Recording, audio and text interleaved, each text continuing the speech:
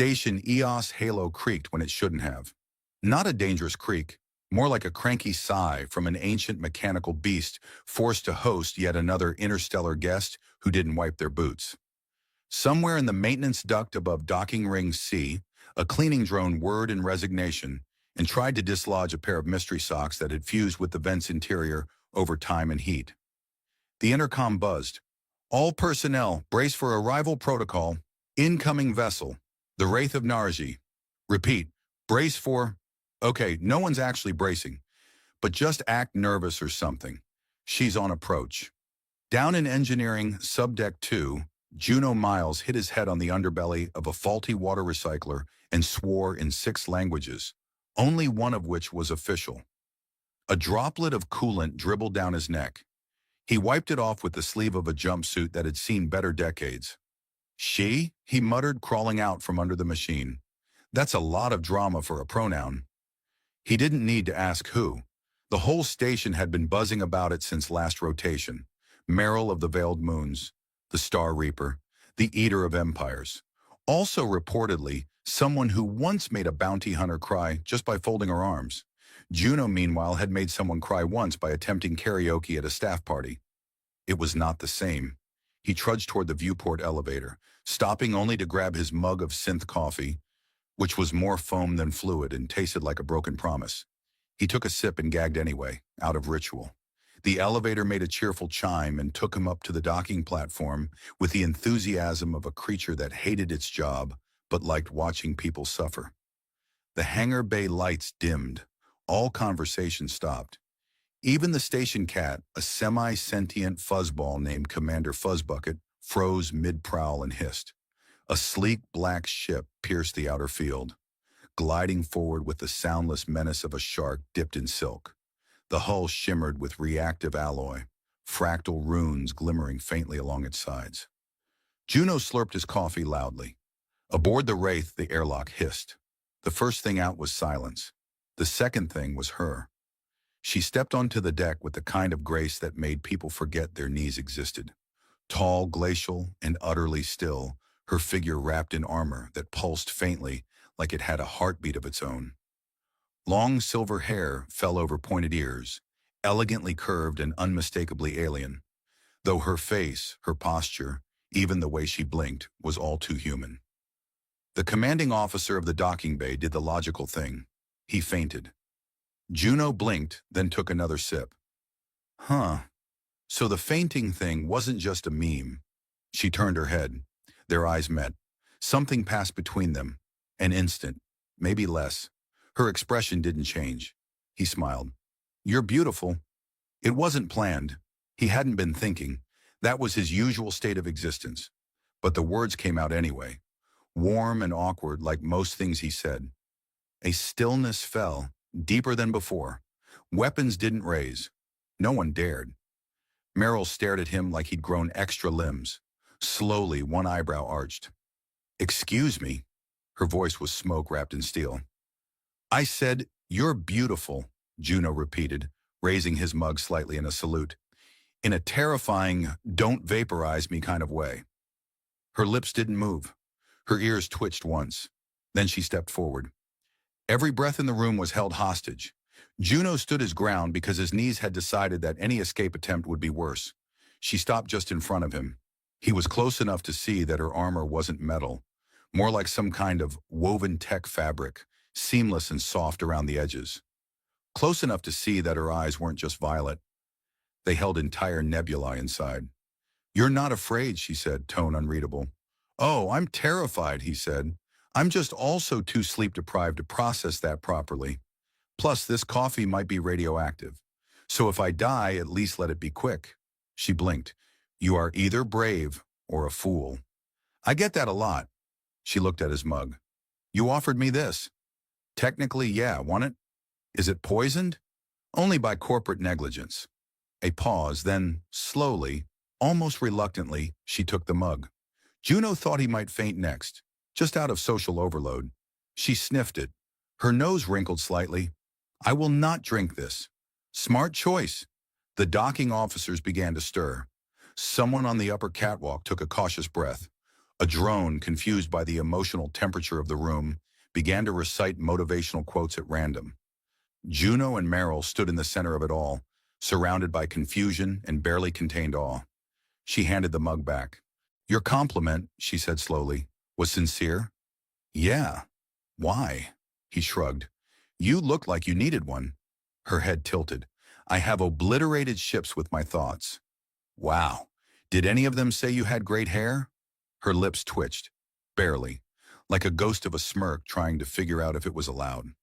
A nearby comms unit exploded with static. The station AI, a paranoid bundle of code named SARCASTIC7, crackled through the speakers. "Reminder, complimenting Apex-tier alien threats may void your insurance. Have a nice day." Juno gave the ceiling a thumbs up. Meryl turned away without a word and began to walk down the corridor, her footsteps soundless even on metal. People parted like shadows, unsure whether they should run or offer snacks. She didn't look back, but as she passed the edge of the viewport, her ear twitched again. The movement was subtle, deliberate. Juno stood there for a long moment. He felt something shift in the room, like the gravity had changed just slightly, to make room for something new. Eventually, he turned and walked back to engineering. He had coolant to replace, bolts to tighten, and now, apparently, the beginnings of a galactic incident brewing over lukewarm coffee and an impulsive compliment. His life had just gotten much more complicated and weirder, which in his opinion was a step up from boring. 2 days passed and Meryl didn't leave the station. This wouldn't have been notable if it weren't for the fact that Meryl never stayed anywhere more than 6 hours. Theories bloomed like mold in the break room fridge. She's scouting the place before turning it into a crater. She's recharging her dread core. She's dating that guy from engineering. That last one spread fastest. Juno was unaware of the rumor until the mess hall sandwich printer refused to serve him. User temporarily restricted due to romantic entanglement with station threat level entity. The screen blinked. He sighed. "I didn't even get her number." The printer gave him a passive-aggressive beep.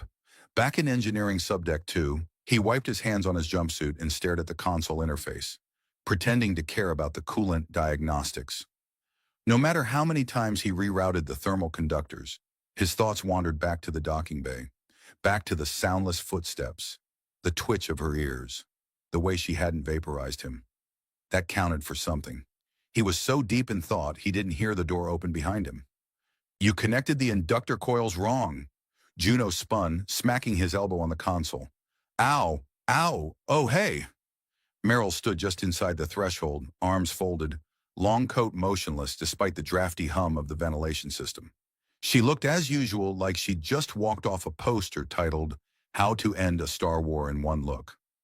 Her ears twitched. "I could smell the thermal imbalance in the corridor," she said.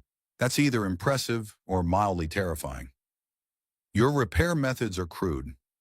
"I use what works. I once fixed a drive core with chewing gum and a prayer." She walked over, crouched, and examined the wiring beneath the terminal. Her fingers moved with the precision of a concert pianist disarming a bomb. "You crossed the phase conduits. This would have caused a minor explosion." "Minor? For me? Well, I'm glad my public humiliation is keeping you entertained." "I am not entertained," she said. "Ah, of course. You're coldly observing my incompetence." "Yes," he grinned. "Still hanging around, though." "I require resources from the station." "Sure. The universal excuse of all mysterious, beautiful interstellar women." She looked up. "You are mocking me." "Just a little. It's part of my charm." "You have charm." "That's what my mom said." "Once?" Possibly sarcastically. She stood again, brushing imaginary dust from her gloves. "I will require access to the lower bay. Your override codes." Juno hesitated. "That's a restricted area." "I am aware." "Right. Of course you are." She waited. He stared at the panel, then at her, then back. He rubbed his jaw thoughtfully. "You know what? Fine. On one condition." She didn't move. "You join me for lunch. No death threats. No cryptic warnings. Just a meal." A pause. She tilted her head. "You are bargaining with me." "Technically, I'm bribing you, but in a charming way." That word again. Look, the cafeteria has this pudding. Lime-flavored, probably synthetic, possibly sentient. It's a station tradition. You haven't really been here until you've eaten something that might eat back. She stared. I do not consume gelatinous substances. Perfect. More for me. Her eyes narrowed. Agreed. One meal, then access. He gave her the code. She memorized it instantly. Of course she did. Lunch happened in the auxiliary observation lounge, mostly because the cafeteria was full of people pretending not to watch them. Juno picked the most isolated spot and laid out 2 trays, his filled with things of questionable nutritional value, hers empty. I didn't bring anything for you, he said. I assumed you'd decline on principle. I do not eat in public. Classic first date energy. This is not a date. Denial, also classic. She stared at his pudding cup like it had personally insulted her ancestors. He poked it with his spoon. See? Still jiggly. That means it's fresh or haunted. She blinked. Is it always green? Depends on your definition of green. He took a bite and visibly regretted it. Still good. You lied. Habit. Also, I might be losing feeling in my tongue. Meryl studied him. You have no fear. Oh, I do. I'm just emotionally constipated. I do not know what that means. Then I'm definitely not explaining it. They sat in relative silence for a moment. The stars spun lazily past the lounge windows, indifferent and infinite. She spoke again. You are not what I expected. Most people say that after I fix their plumbing and accidentally reroute their shower to the waste disposal tank. I expected weapons, not jokes. He shrugged. Yeah, well, humor's my shield. Not nearly as cool as kinetic armor, but it's cheaper and smells less like ozone. You are aware I could destroy you. Totally. That's part of the thrill. You are very strange. And you're still here. Another pause. Her eyes lingered on him longer this time. I do not understand why. Maybe you're curious. I do not get curious. You're currently asking questions. You have the tone. I do not have a tone. You've got a tone. She didn't answer, but her lips twitched again. Almost a smile. Almost. He offered her the spoon. She took it, and in a moment so surreal he swore he'd never tell anyone. She dipped it into the pudding and took a small bite. Her face remained blank, but she slowly, very deliberately, set the spoon down like it had betrayed her. That was unwise.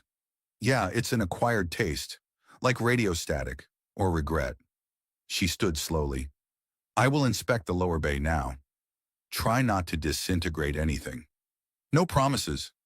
She left with the same soundless grace, coat trailing behind like a comet's tail. Juno watched her go, then leaned back in his chair and sighed. She's warming up, he muttered, or plotting my slow demise. One of those. The pudding trembled ominously. He took another bite anyway. There was a report due. Technically, there were 9. One of them was blinking on Juno's terminal like an angry raccoon trapped in a data cube. The station AI, SARCASTIC7, had begun leaving increasingly passive-aggressive reminders in his inbox. One even included a GIF of a neutron star imploding with the caption, "Your productivity curve." He was trying to ignore it. Not out of laziness, though that helped, but because he was currently busy rerouting power away from the lower bay's containment fields. The same lower bay Meryl had been using as her personal workspace since she declared, without consultation, that it was sufficient for subquantum integration testing. Juno wasn't entirely sure what that meant. He was only 90% sure integration didn't involve parts of the station getting atomized. Still, she hadn't blown anything up yet. Progress. He descended the access ladder into Bay 4B, wearing protective goggles, 2 backup multi-tools, and a fireproof poncho, just in case. As he reached the bottom, a soft thrumming filled the air, like the bassline of a song the universe didn't want you to hear. Meryl stood at the center of a repurposed launch pad, surrounded by a constellation of hovering orbs. They rotated around her, blinking with unreadable patterns. A few looked like they could sprout limbs and recite epic poetry if they felt like it. She was holding a plasma core between her palms as if it were a snow globe. I brought snacks, Juno said, holding up a bag of stasis-sealed protein crisps. She didn't look up. I do not require nourishment. They're dill-flavored. Now she looked up. I do not require dill-flavored nourishment. Yeah, nobody does. But sometimes life just gives you weird chips, and you pretend they're edible. She said nothing. The plasma core pulsed. The hovering orbs shifted in pattern. One of them turned briefly to flash a red dot at Juno. I think that one's judging me. It analyzes ambient biometrics. So it is judging me. You have elevated cortisol levels. I'm standing next to someone who has vaporized warships with her mind. That's normal. She turned back to the core, gesturing slightly. A ripple of violet light passed through the orbs, which then receded into their docks like obedient house cats. What's the project? He asked, crunching a chip loudly. Personal recalibration. That's vague. I am calibrating the resonance of my interface with local physics constants. Still vague. I am fine-tuning how I interact with this universe's rules. You're modding reality? Yes. Can I request flying toasters? No. Juno stepped closer, cautiously. So what's the real reason you're here, Meryl? I mean, I know what the rumors say, that you're scouting, preparing for something. But you've been quiet, cooperative. You haven't even threatened anyone in over a day. I am working. Working on what? She hesitated. Not long, but enough. I am no longer certain. Well, that's ominous. I am uncertain of my designation. Your title? My function. My purpose. He blinked. You're having an existential crisis? I do not know what that is. It's like when your brain files start throwing errors about why you're still doing what you're doing. Yes, that. He sat on an upturned crate. Happens to the best of us. I once questioned my entire existence during a 3-hour plumbing job in a 0G bathroom stall. Meryl didn't respond. He tossed her the bag of crisps. She caught them without looking. You don't have to know yet, he said. Maybe just figure it out here for a while. No pressure, except for the part where Sarcastic 7 will hound you for recycling violations. I do not recycle. Then we'll blame it on the cat. She turned the bag over in her hands, inspecting it like it might explode. Juno leaned back. You ever just sit still and do nothing? I regenerate in stillness. That's not the same. I do not see the benefit. Sometimes it gives your brain time to surprise you. Her ears twitched. You are full of unexpected things. You say that like it's contagious. It might be. An alarm pinged from the upper console. Sarcastic 7's voice crackled through the speakers. Attention, anomalous gravitational surge detected near Bay 4B. Please remain calm while emergency bulkheads attempt to not crush you. Juno looked around. That you? Meryl narrowed her eyes. Possibly. Possibly is not what I like to hear when the walls are vibrating. I may have slightly destabilized the local tensor field. Could you slightly restabilize it? She lifted her hand. The air bent, and with a muted thump, the vibration stopped. Somewhere in the ceiling, a light bulb exploded in protest. The alarm cut off. Thanks, Juno said, standing. You do know that by being here, doing all this, you're making people nervous. I know. And you're okay with that? No. That surprised him. I came here because I was tired of being the monster in the corner of every room, she said. And yet, wherever I go, the room changes shape. Maybe you need a new kind of room. Is that another metaphor? Only if it sounds profound. She regarded him for a long moment, then reached into the chip bag, took one crisp and bit it. Her face didn't move, but she didn't spit it out either. Terrible, she said. Welcome to humanity.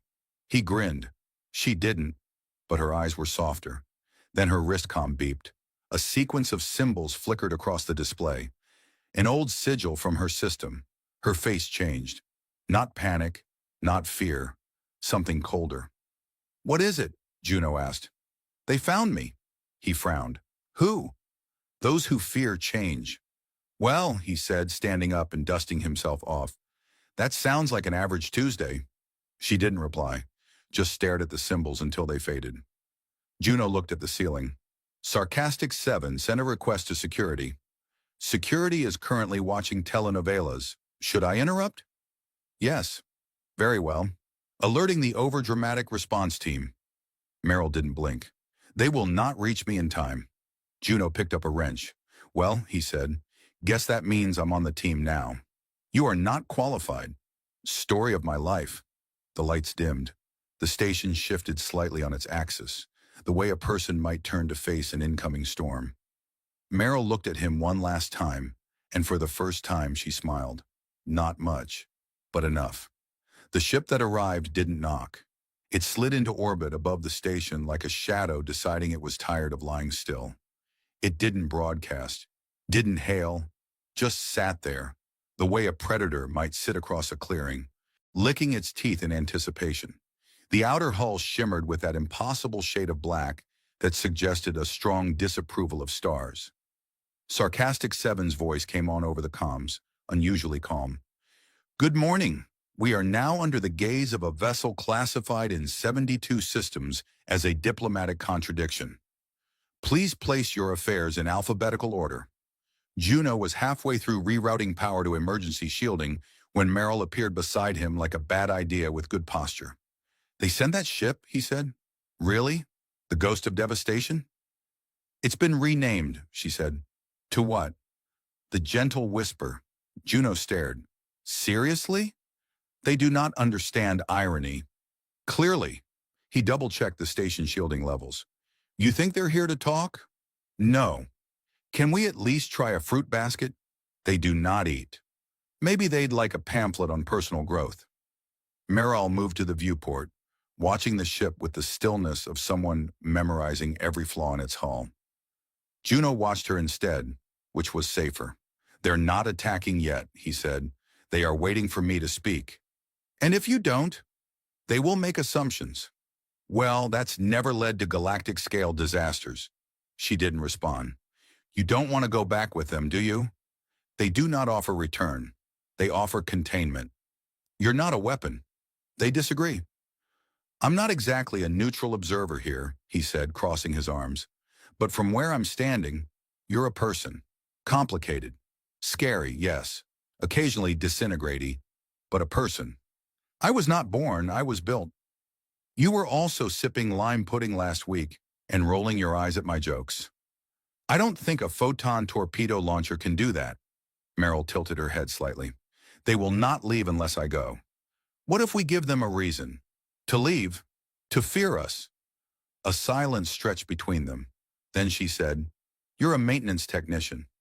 I've duct-taped reactor cores in zero gravity during a magnetic storm. They will not be impressed by your resume. Then we improvise. They improvised. It began with Juno hacking Sarcastic 7's holodisplay settings to make the station appear slightly more military, which mostly meant replacing the decorative hanging plants with plasma coils and programming the vacuum bots to pace threateningly. Then Merrill interfaced with the station's outdated gravity shell, subtly adjusting the mass signature. From orbit, the station now looked like it might be storing a very large and very illegal energy source. You're bluffing, Juno said. Merrill didn't answer, just smiled. The Gentle Whisper reacted quickly. It shifted its orbit, recalculated trajectories, and sent its first and only transmission. A deep voice crackled over every speaker on the station. Protocol null entity, you are in violation of Containment Agreement 9 Theta. Stand down and prepare for retrieval. Merrill responded with 2 words, I refuse. The silence that followed could have stretched around a small moon. Juno, sitting in the comms chair with a cup of synth coffee, cleared his throat. Just for the record, is there a plan B? There is plan misdirection. That sounds like it includes exploding. It includes diversion. I knew it. You're going to use me as bait. You volunteered. Okay, yes, but not on purpose. She walked over to the console and tapped a sequence. A faint blue hum rippled through the station's framework. What was that? Cloaked ping, she said. I signaled a ship I stored in the asteroid belt. You have a backup ship? I have contingencies. You don't say.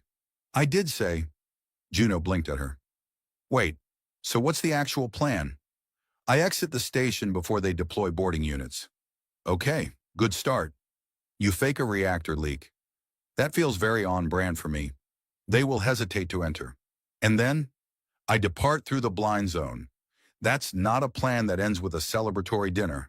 No, but maybe we both live. Maybe. Good enough.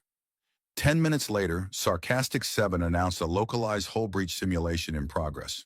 Juno staggered through the corridors, clutching a gas mask, shouting incoherently about meltdowns and unsafe levels of sarcasm. Meryl vanished into the lower bay, trailing a wave of magnetic interference. Outside, the gentle whisper drifted closer, scanning aggressively. Then the interference spiked. Then the station disappeared from its scopes. From Juno's perspective, lying under a table in the cafeteria for authenticity, the whole place shuddered like someone had dropped it in a bucket of anxiety. Meryl's voice came over his personal comm. I am away. You sure? I masked my departure with your reactor leak. You're welcome. I may have also launched some debris coded to emit my signature. Also, you're welcome. I am not good at gratitude. That's fine. I'm not good at emotional boundaries. He exhaled, sitting up. So now what? They will search, but not here. You've made this place unpredictable. Flattery will get you everywhere. I will contact you when safe. Wait, that's it? No goodbye? No secret code phrase in case you're brainwashed later? There was a pause, then she said, You are beautiful. He blinked. That's, not what I was expecting. Neither was I. And then the line went dead. Outside, the gentle whisper slowly pulled away, like a disappointed parent reconsidering whether the kid really needed grounding after all. Juno lay there for a while, then opened a new report draft. Title, Incident Log, Diplomatic Success via Irrational Engineering and Emotional Recklessness. Status, Classified. 3 months after the gentle whisper blinked out of orbit, the station's coffee machine finally stopped threatening people. Juno took that as a win. He was in the middle of fixing a jammed coolant regulator when Sarcastic 7's voice floated in over the intercom. Unscheduled vessel approaching. Scans indicate familiarity. Emotional preparedness is advised. He wiped his hands, glanced at the viewport, and frowned. The ship sliding into dock wasn't large, or armored, or ominously humming. It looked like someone had crossbred a courier shuttle with a luxury soap dispenser, painted bright teal. He muttered, either this is a midlife crisis in vehicle form, or... The airlock hissed. She stepped through like she'd never left. Same long ears, same unreadable gaze. But she wore civilian clothes now. A light jacket, well-fitted, clearly chosen. She had a bag slung over her shoulder, and if Juno wasn't imagining it, a barely visible scar under one eye. Not from combat, from living. He raised an eyebrow. You joined a band of spacefaring minimalists? I went to Nulis Prime. Isn't that the planet famous for its sentient moss and aggressive tea culture? Yes. And? The moss is overrated. The tea culture is lethal. I'll make a note not to visit. She walked in like the air had changed since she last breathed it. Looked around, touched the bulkhead, smiled, just a little. I miss this place. It missed you too, especially the security system. It hasn't tried to arrest anyone since you left. Frankly, it's been a little bored. I brought it a present. She held up a small orb, pulsing softly. Quantum Riddle Drive. Keeps AIs busy with unsolvable questions. Perfect. Now I can sleep without it whispering, "What is love?" at 3 a.m. I also brought something for you, he blinked. Unless it's a box of regrets or a replacement spleen, I'm not sure how to react.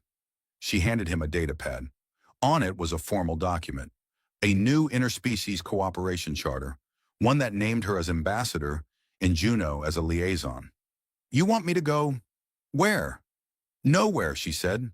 Not unless you want to. But the charter makes this station a neutral sanctuary, protected, open to species seeking respite or transition. He scrolled. You made this official? I made it real. He looked up. And what's your job now? I'm redefining. Still? Always. He laughed. You know, I used to think people didn't change. They just shifted furniture in their minds and called it a remodel. But then you showed up, wrecked everything, left, came back with actual chairs. She tilted her head. You're saying I'm interior decorating your soul. Exactly. I accept this responsibility. They walked together to the lower bay. It looked different now. Cleaner, organized, lined with modular science rigs and padded benches. It felt less like a war room and more like a workshop. I heard you've been working on a project, he said. 3, actually. One of them involves building a field generator that turns pain into music. That sounds terrifying and mildly catchy. He sat on the bench. So what's next? You stay here? Pop in between galactic peace missions? I haven't decided. Maybe that's okay. She nodded, then said, I've been reading humor files. Oh no. There's one I find resonant. Proceed with caution. She cleared her throat. A photon checks into a hotel. The clerk asks if he needs help with his luggage. The photon replies, No, I'm traveling light. Juno groaned. I walked into that. She smirked. And now you must carry the burden. I regret everything. They sat in the silence that followed, but it wasn't empty. It was full, like they were both listening to the same frequency now. Finally, he said, Do you think they'll come back? The ones who hunted me? Perhaps, but they won't find the same person. He looked at her. And what about me? You were never the same after you smiled. He smiled again, slower this time. Guess we're both recalibrating. She stood and looked out the window. In the distance, new ships were arriving, small ones, worn, carrying beings with tired eyes and hopeful hearts, looking for something they hadn't dared ask for before. Safety, solace, maybe even belonging. Juno stood beside her. They're gonna need welcome packets. I'll make tea. He raised an eyebrow. The safe kind, right? No promises. As the station turned slowly in its orbit, casting long shadows across the stars, they watched. Together. 2 points of change, one starting over, the other finally beginning. And somewhere between the silence and the laughter, the universe felt just a little less afraid. The throne room of the Viralan Empire was as warm and welcoming as a cryochamber on a bad day. Black marble walls stretched high into silence, broken only by flickers of crystalline blue flames, dancing in sconces like they had better places to be. Soldiers lined the walkway in gleaming obsidian armor, standing straighter than a tax report under audit. And at the far end, perched atop a throne carved from a single slab of gravity-frozen obsidianite, sat Queen Avina, the coldest being to ever have a pulse and a hairstylist. She watched me like I was a speck of dirt on her ceremonial boot, the kind she never wore but still had polished daily. Human, she said, her voice slicing through the air like a diamond-tipped scalpel. I cleared my throat. Technically, my name is Gavin, but sure, let's go with human for now. A ripple of confusion moved down the line of guards like someone had triggered an unfamiliar app on their neural implants. No one talked to the queen like that. At least no one who liked having a tongue. Her long ears twitched slightly, an involuntary motion, subtle, but there. I filed it under progress. Also under things that might get me vaporized. You stand before me in chains, she said, glancing at the thin magnetic cuffs around my wrists. Your planet reduced to rubble. Your leaders in stasis cells. And you joke? Not joke. Cope, I replied. It's either humor or an emotional breakdown, and frankly, I'm out of tissues. Another ripple down the guard line. Was that one of them stifling a chuckle? It sounded dangerously like free thought. She leaned forward just a touch. Do you not understand the position you are in? Oh, I do. I've been abducted, interrogated, and served something that looks suspiciously like purple mayonnaise 3 meals in a row. I've earned a position, all right. She stood. I'll admit, for someone who could order a solar flare if her tea was lukewarm, she moved like a dancer. Her golden armor clinked softly with each step, accentuating her every motion like punctuation in a love letter written in ice. You are here because you represent something primitive, chaotic, a dying species clawing at stars it does not comprehend. I had expected defiance, fire, and yet you extend compassion? She practically spat the last word like it was a disease. Well, yeah. I mean, you seem stressed. And nobody ever won a war with clenched teeth and low serotonin. I lifted my hands, cuffs humming softly, and stepped forward. The guards shifted, weapons ready, but Evina held up a hand. I don't know why. Curiosity, maybe, or sheer disbelief that I wasn't groveling yet. Either way, she let me approach. I don't want to fight, I said softly now, and I'm not here to beg. I just think maybe, just maybe, you don't want to fight either. Not really. She looked down at my hand like it was some kind of alien artifact, and to be fair, from her point of view, it was. You presume much, she said finally. I've been told that before, usually by ex-girlfriends, and my dentist. I am the supreme Virelin sovereign of 83 systems. Okay, I'm Gavin. I once fixed a microwave using chewing gum in a video tutorial. We all have our thing. Silence stretched. Her eyes, violet and sharp, narrowed. I didn't move, neither did she. But her ears twitched again. I could see the indecision flicker across her expression, like a glitch in a perfect system.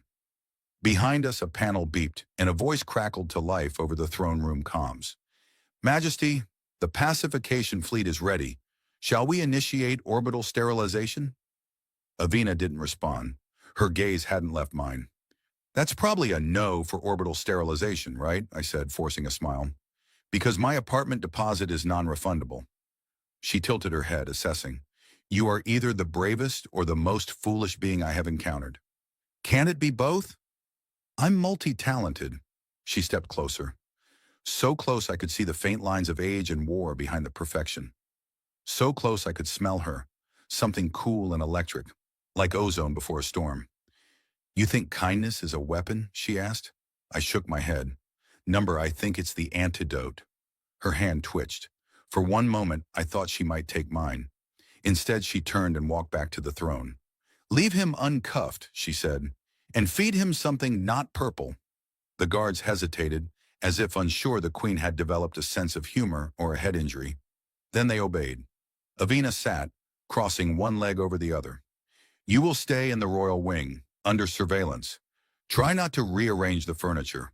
I gave a small bow. Thanks, I'm pretty sure I wasn't emotionally prepared for more mayonnaise. She actually smiled. Barely. It was the kind of smile you might miss if you blinked, or if you didn't have a PhD in microexpressions earned through awkward first dates. As I followed the guards through the ornate corridor, past floating artworks and decorative gravity wells, one of them leaned toward me. You are either a genius, he whispered, or deeply unwell. Both, I whispered back, but at least I'm not bored. Behind us, Queen Evina remained on her throne, unmoving, but her hand rested on the armrest in a strange way, like someone who had almost reached out and stopped just short. Juno stared at the moss-covered wall with the same enthusiasm one reserves for bad news. So, she muttered, prodding the stone with a boot, we've officially broken into the ruins of a glorified mushroom farm. Tell me again why I didn't take that research grant on Aldous IV. Because it didn't come with a half-ton alien war robot and a human who thinks duct tape is a valid medical treatment, Felix said, crouched beside the entrance, tweaking the synaptic relay of the scout drone. His hair had that electrostatic flare that suggested he'd recently argued with a power junction and lost. I don't think it's a mushroom farm, Veta said, glancing down the corridor. The torchlight caught her cheekbones just right, giving her that ethereal glow that usually preceded something blowing up. There are too many defense arrays. Veta, Juno said, arms crossed, we've walked past 3 auto turrets that tried to kill us with what I think was compressed pollen. That last one sneezed. Veta's brow furrowed. You have no appreciation for bioarchitectural defense systems. Because they're stupid. It's not stupid if you're a species that communicates through spores. Oh no, Felix whispered, adjusting the drone's path. She's going to start ranting about the Mycelian Council again. I am not. You definitely are. I'm just saying, Veta began, voice climbing into her professor mode octave. If a civilization evolved in a fungal biosphere, they might encode their culture in microbial patterns. That's not ranting, that's anthropology. Felix tapped the drone's holofeed. And what's this then? More anthropology? The feed flickered, stabilizing on a wide chamber lit by bioluminescent vines. In the center stood a large obelisk covered in hexagonal panels, each one displaying alien script and the occasional flicker of movement beneath the surface. Juno squinted. Is that breathing? I think so, Felix said, scrolling through filters. But it's subtle, like the obelisk is dreaming. Maybe it's a library. Maybe it's a stomach. Maybe, Juno said, drawing her blaster with a sigh, we should stop maybeing and go look. They stepped into the chamber with the caution of three people who'd seen enough sci-fi horror to know how this story ends. The moment Juno's boot hit the floor, the obelisk hummed. Veta froze. Okay, that's probably fine. The floor beneath them shimmered. Hexagons lit up, forming a path that led straight to the base of the obelisk. Absolutely fine, Juno muttered. Nothing bad ever follows mysterious glowing paths. Felix predictably followed the lights. Come on, don't you want to see if it speaks binary? I hope it doesn't speak digests intruders. The closer they got, the louder the hum grew. It wasn't mechanical, not quite. More like a living heartbeat rendered in sound. The panels shifted as they approached, rearranging symbols with fluid ease. Veta reached out, hesitating a second before pressing a fingertip to the central panel. There was a pause, one long breath, and then the obelisk erupted with a beam of pale light. The light didn't burn. It enveloped, swirled around them, lifting their hair, tugging at their minds with velvet hands. Juno flinched. Okay, that's invasive. Felix's eyes rolled back for a second. I see equations, he whispered. I think it's trying to talk. Tell it to use its words, Juno said, swatting at the light, and maybe stop fondling my brain. Veta's eyes glazed for a moment, then focused sharply. It's broadcasting thought forms, not language. Memories. Of what? Collapse. Fire. A warning. The light cut off. The chamber dimmed. And from behind the obelisk, a panel slid open with a kind of slow mechanical hiss that guaranteed either a discovery or a boss fight. They stared into the revealed alcove. Inside hovered a small orb, metallic and humming with energy. It pulsed softly, the same beat as the obelisk. Felix whistled. That's not just tech. That's high-order sentient architecture. That's alive. Juno looked at him. You're saying that orb is conscious? I'm saying it's awake. The orb shifted toward them, scanning with a golden iris that emerged from its shell like a blinking eye. Then, in a perfectly normal tone, it said, Hello, invaders. You are either tragically misinformed or astonishingly brave. Possibly both. Juno blinked. Did the ancient death orb just sass us? It's a linguistic interface, Veta said. It's translating thought forms into our speech patterns. Oh, good, Felix muttered. Our murder ball has a sense of humor. I do, in fact, the orb said, though my creators did not install a laugh function. A design oversight, I believe. Juno rubbed her temples. Can you tell us what this place is? What the obelisk showed us? The orb floated closer, eye gleaming. This facility is a seed vault, built to preserve the last biosamples of a dying world. The obelisk was a warning that their sun was about to collapse into a micronova. Spoiler, it did. Veta nodded slowly. Then this place, it's a preservation capsule. Yes, and now you've activated the awakening protocol, which means... The orb paused. Oh no, that's not good. Juno groaned. Please tell me not good doesn't involve spores. I'm afraid, the orb said, tone far too cheerful for the moment. It involves a fail-safe protocol that might have mistaken you for a contamination vector. Fail-safe? Felix asked. As in automated containment systems, including drones, possibly acid, definitely lasers. Juno sighed. Of course it does. From the hallway behind them, a rumbling echoed. A series of mechanical clicks followed. Then a long, low shriek that sounded far too enthusiastic for anything friendly. Felix checked his blaster. So, good news. We found the tech. Bad news. The tech wants us dead. Juno readied her weapon. On the bright side, at least this time, it's not sentient mold trying to hug us to death. Veta took position by the entrance. We can fight through. We've done worse. Name one time, Juno snapped. The cafeteria on Titan Station. Okay, fair. Ready? Felix asked as more shadows spilled into the hall. Juno smirked.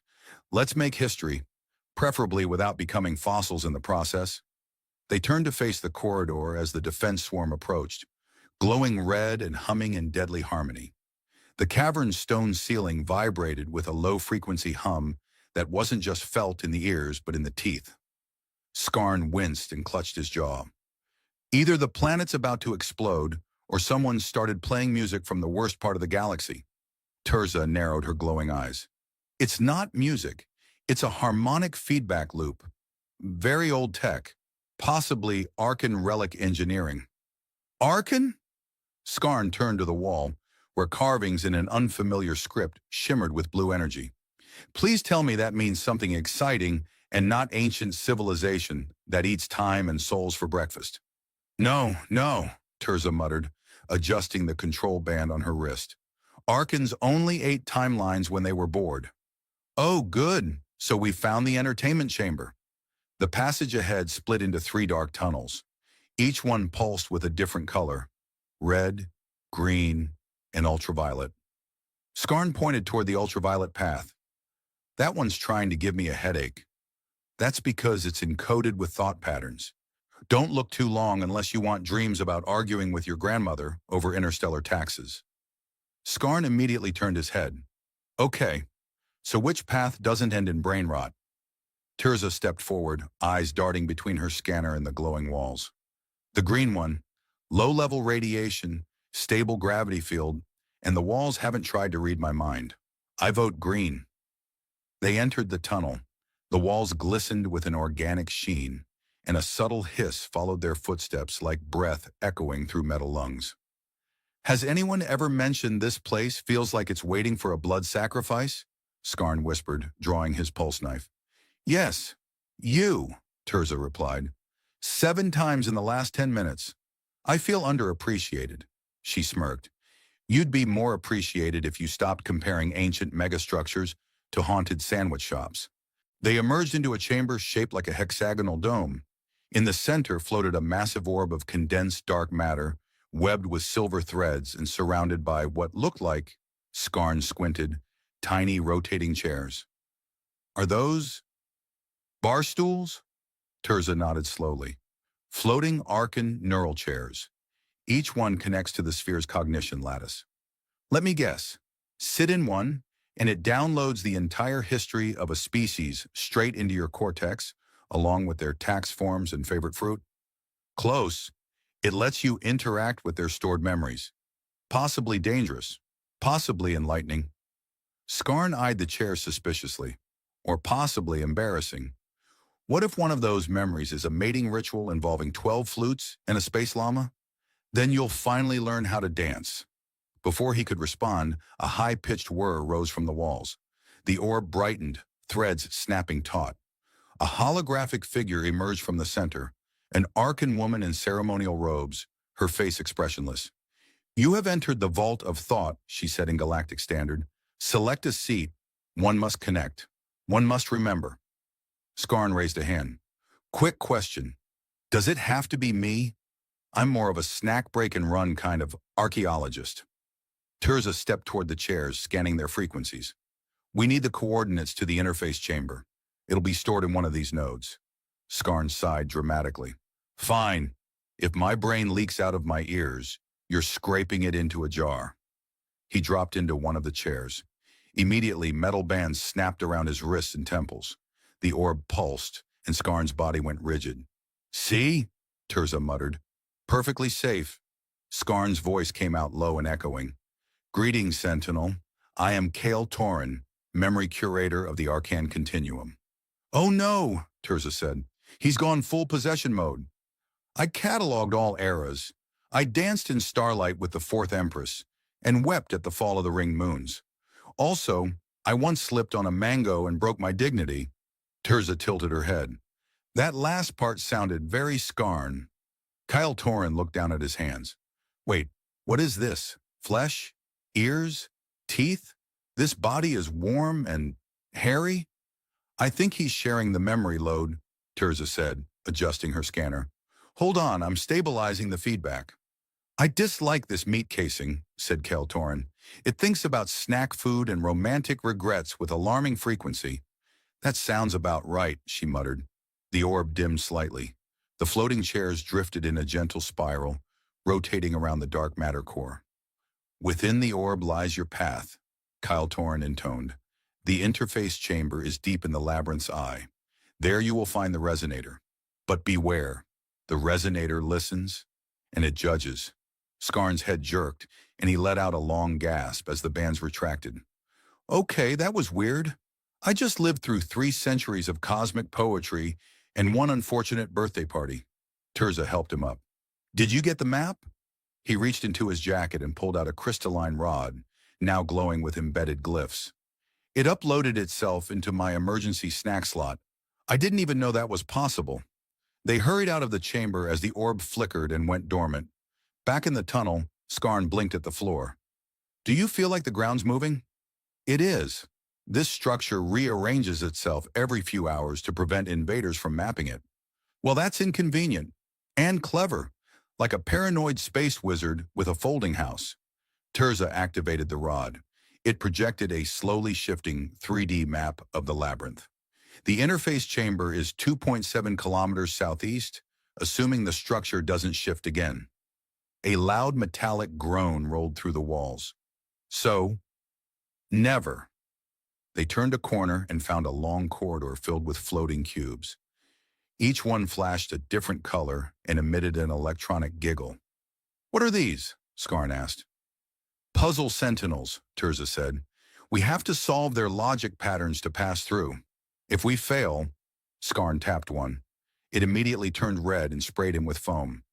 Yep. Thought so, she said. As Skarn stood dripping and fuming, Tirza tried another cube. She hummed a harmonic pattern from her scanner. The cube turned green and floated aside. It's a musical cipher, Skarn groaned. Why is everything in ancient structures designed by over-caffeinated philosophers? Because they outlived the violent ones. They spent the next half hour solving sonic riddles, dodging foam traps, and enduring an unexpected dance-off with a cube that demanded interpretive movement. Finally, drenched, exhausted, and mildly embarrassed, they emerged into a towering hall. A massive door stood before them, embossed with a triple spiral symbol. Tirza stepped forward. This is it. Behind that door is the interface chamber. Do you think they have chairs in there? Skarn asked. Because I might collapse in a dramatic and fully justified manner. She grinned. Only one way to find out. The door creaked open. Light spilled out, warm and golden. After you, fearless historian, Tirza said. Skarn took a breath, patted the foam out of his hair, and walked into the unknown. Darrell squinted at the flickering hologram of the map as it wobbled midair, jittering every time he nudged the console. Are these things supposed to stutter like nervous goats? Only when the system's running a neural scramble to bypass electromagnetic fences, Illyra said, her fingers dancing across a series of pulsing glyphs that lit up beneath her armored gloves. Also, this is a chart from 700 years ago. Be grateful it even knows what a planet is. It thinks my foot is a moon, he muttered, kicking the display lightly. It adjusted. He smirked. See? That's how you talk to old tech. You threaten it with your socks? He arched a brow. You've smelled them. Fear is a universal language. Illyra snorted, but the humor faded as a new cluster of red orbs bloomed on the map, each tagged with Noxian patrol frequencies. They were boxed in. We're not getting out of this sector without a diversion, she said, or a miracle. But I'm fresh out of plasma-laced prayers. Darrell tapped the screen where the patrols intersected. What if we created our own miracle? Something flashy, over the top, completely idiotic, like faking a core detonation? She paused. That is idiotic, and I like it. 20 minutes later, the ship's reactor was humming with artificial instability.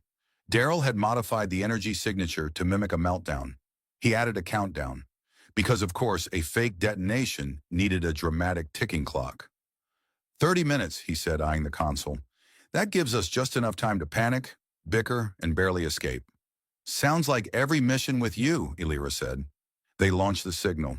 Noxian patrols, predictably eager to gloat over their demise, rerouted toward the supposed catastrophe. In their wake, Illyra and Daryl slipped through the thinning blockade, flying low through asteroid debris fields, the hull of their ship rattling with every near miss. I swear that one was waving at us, Darrell said, watching a rock the size of a cargo hauler graze past. Probably just wanted to borrow sugar, Illyra muttered. Shut up and steer. They emerged in the shadow of an ancient orbital array, broken, unpowered, and floating like the fossilized ribcage of a long-dead leviathan. Can we hide here? He asked. We can do better. If I can reroute the station's long-dead systems, I might be able to patch into the old Noxian back channels. You want to break into a defunct military array while we're running for our lives? Yes. I adore you. They docked. The airlock was tight, full of stale vacuum and flaking insulation, but they made it inside. The corridor lights flickered on in protest, surprised by their own resurrection. Illyra immediately set to work at the main hub, while Darrell found a chair that disintegrated under him and muttered darkly about ancient furniture. Got something, Illyra said. A relay, encrypted, old Noxian dialects, layered redundancies. But there's something strange. Stranger than your obsession with broken computers? She turned the screen toward him. A scrambled transmission crackled into clarity. Fragmented words, a voice trying to push through. They're coming. Betrayed from inside. Trust no. Static. Well, that's comforting, Darrell said. Maybe it's just an old recording. Illyra's jaw tightened. It's time-stamped 3 days ago. They exchanged a glance. Someone inside the Noxian machine was trying to get a warning out. And not just to anyone. To them. Coordinates embedded in the signal, she said. Sector 9 Delta. That's deep inside Noxian space. He leaned back. So we've gone from running away to charging right into the beast gullet. I never liked running. You were literally the sprint champion of the academy. Emotionally, I never liked it. They debated briefly whether it was all a trap. They concluded it probably was. But the promise of a possible ally, someone embedded in the heart of the enemy, was too valuable to ignore. Let's pretend we're brave and stupid, Daryl said. You never stop pretending. They jumped. The ship's slipstream drive buckled reality into a tight knot and threw them across half a sector. They emerged at the edge of 9 Delta, nothing but an expanse of orbital wreckage and burnt-out ships. A battlefield, long abandoned. But the coordinates led them to a disguised satellite, its shell cracked, its signal faint. Here goes nothing, Illyra said, docking again. Inside it was quiet, too quiet.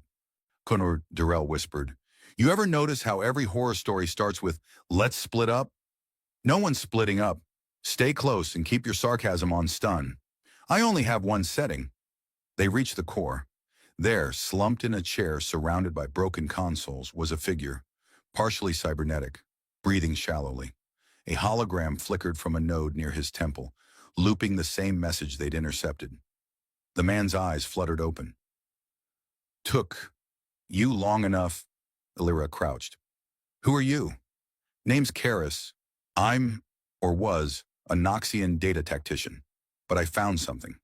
Something wrong. Define wrong.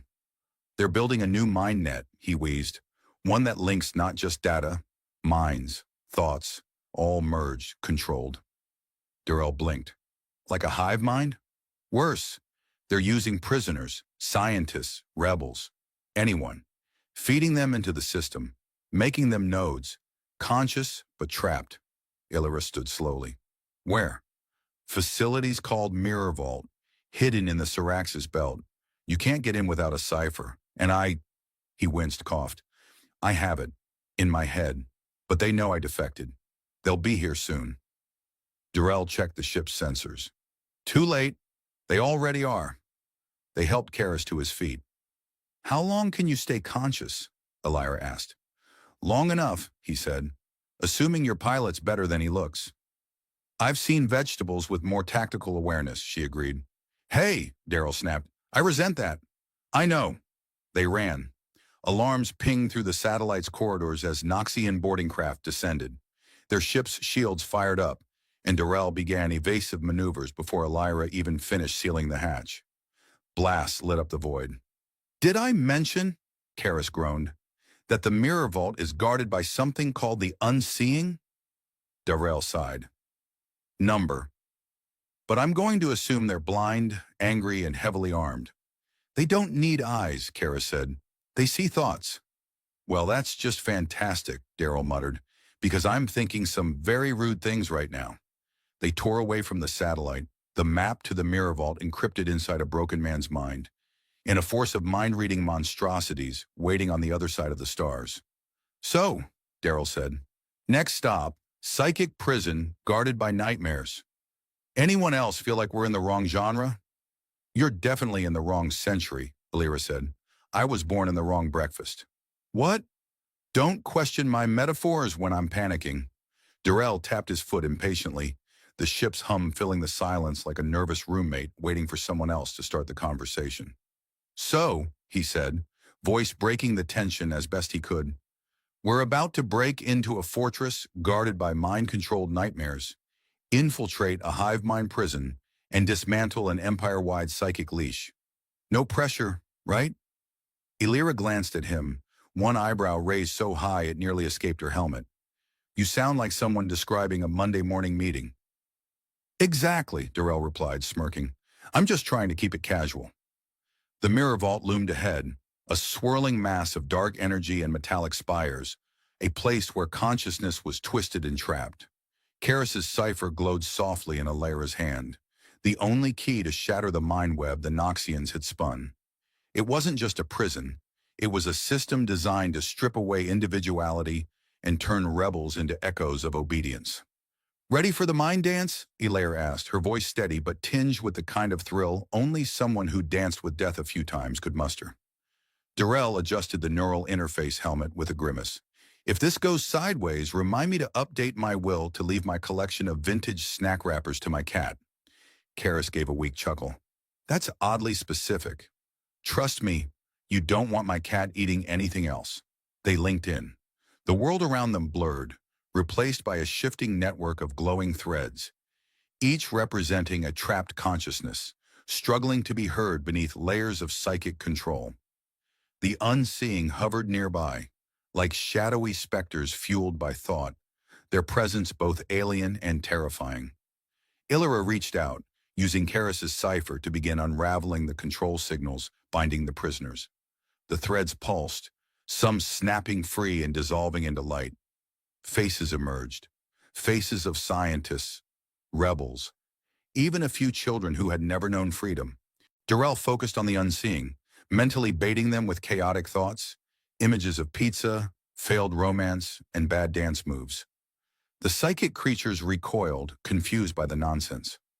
"Who knew mind monsters hated bad jokes?" he whispered. Illyra smiled briefly. "Keep it up."